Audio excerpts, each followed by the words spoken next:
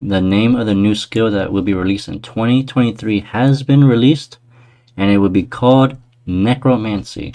In which case, I have noticed a lot of people say it's pretty much like summoning, although in my eyes it could potentially be summoning, but even better. Pretty much an elite version of the summoning skill. Now, Necromancy, it's pretty much like on old school RuneScape how they have the Arceus spellbook, in which case on screen now you should see a lot of icons on the very middle of the screen, and these icons are pretty much, let's say, every 3 to 5 levels, going from level 1 to 99, in which case there's upgrades. So like at the very start of the row, you'll get the basic version of a spell, and then once you get to like level 30s, you have an adept, and then once you get to like level 70s area, you'll have the expert version of the spell, and then lastly, once you're about, let's say, 82 or so, you'll unlock the master version for those spells. And then it'll pretty much look kind of like this. And I was saying like level 7, level 12, level 16, level 19. As you get better, let's say the little reanimated monkey, you'll get like a basic tier at 7, and then at like maybe 37 you get the adept version, and then 57 you get the expert, and so on. So that's pretty much how I think it will be. And now let's go over how its usefulness will be and why I think the most recent updates have actually been helpful in a sense. And then we already know that it's just like the Arceus spellbook.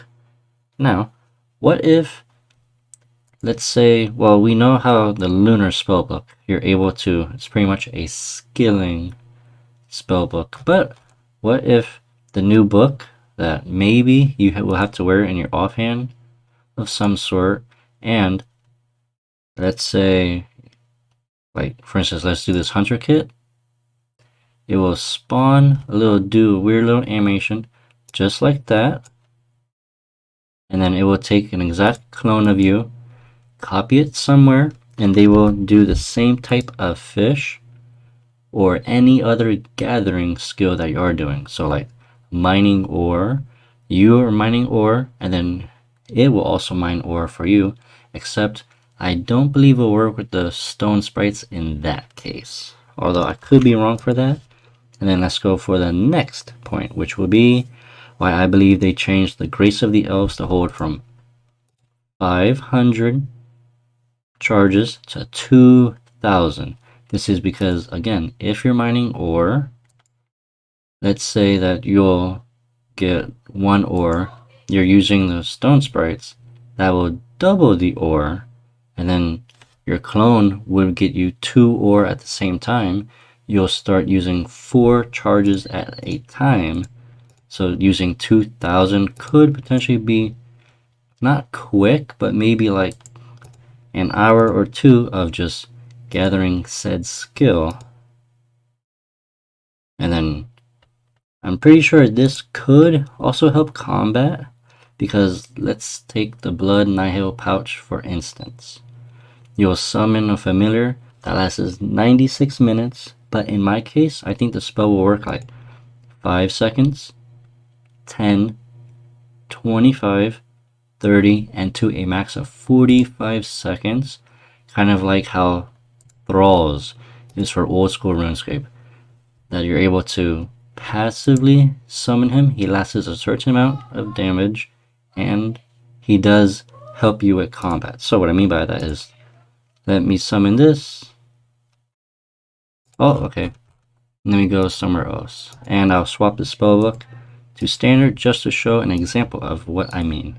So let's place this combat dummy, and this is pretty much what the Staff of Sliske spec does do. However, with Necromancy, I believe that it will be a spell. We cast it just like this. It will summon a clone for between 5 to 45 seconds, depending on the level of the skill you have, to help you aid in combat, which could be good. And what I mean by that is some NPCs could lower the stats, some could actually attack the boss with you, or it could be like, let's say he weakens the boss so he reduces less damage on you, so it will kind of be like summoning, although it's a spell. You'll have to cast it every couple of, not seconds, but like from 5 seconds to 45 seconds, depending on the tier. So it's pretty much kind of like summoning your own personal beast of burden, but for combat wise, so it temporarily helps you. So that's pretty much what I think what it will be. And then I'm not sure if they'll make it possible, but for combat familiar, since we'll be doing necromancy, maybe we'll have the ability for all combat familiars to hold between 1 to 5 food.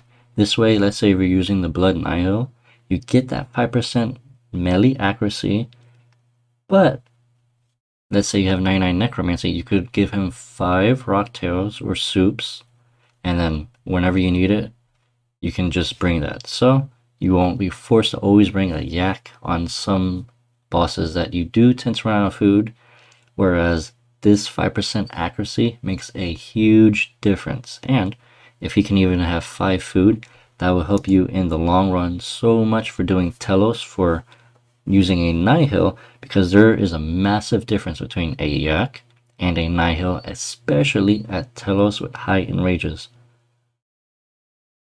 And then one last thing, I think it will help scaling.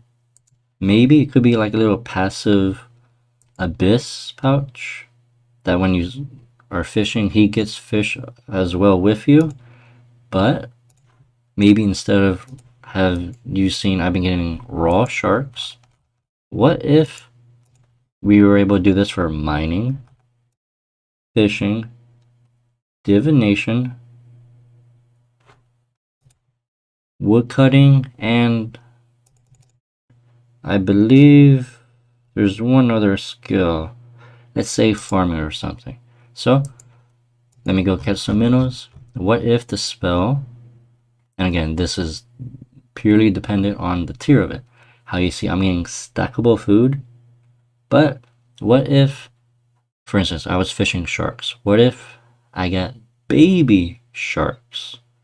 And I will need, let's say, 10 baby sharks to make 1 shark.